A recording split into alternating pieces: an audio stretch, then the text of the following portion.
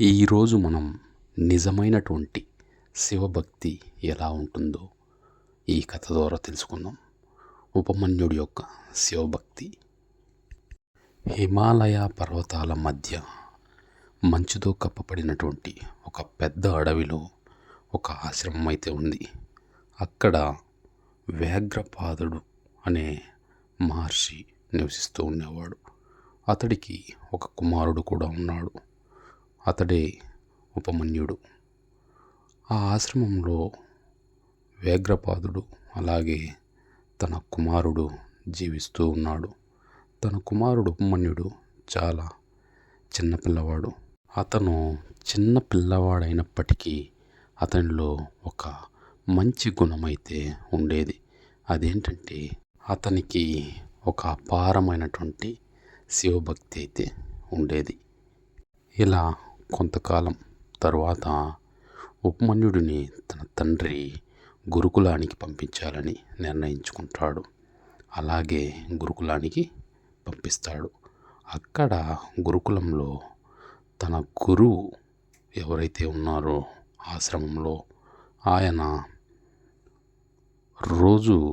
ప్రతిరోజు భిక్షాటన చేసుకొని వచ్చి తిని బ్రతికేవారు.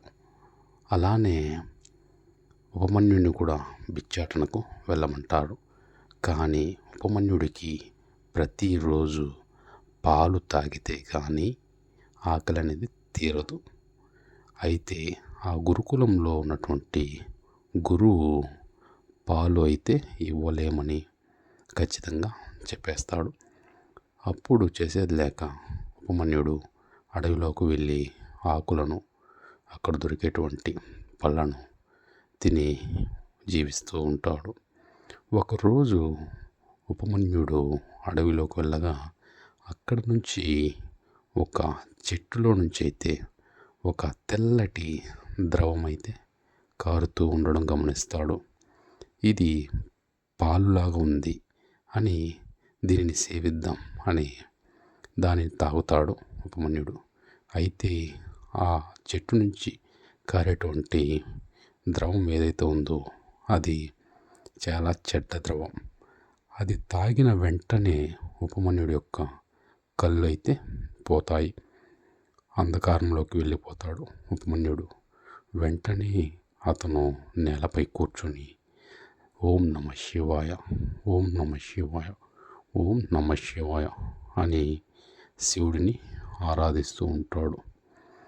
కొద్ది క్షణంలోనే శివుడు ప్రత్యక్షమై, నాయన ఉపమన్య, నీవు నీ కళ్ళ నిండా రక్తం కారుతున్నా సరే నీ భక్తిని వీడకుండా నన్ను స్మరిస్తూనే ఉన్నావు అని ఉపమన్యుడి యొక్క కళ్ళను తాకుతాడు పరమేశ్వరుడు.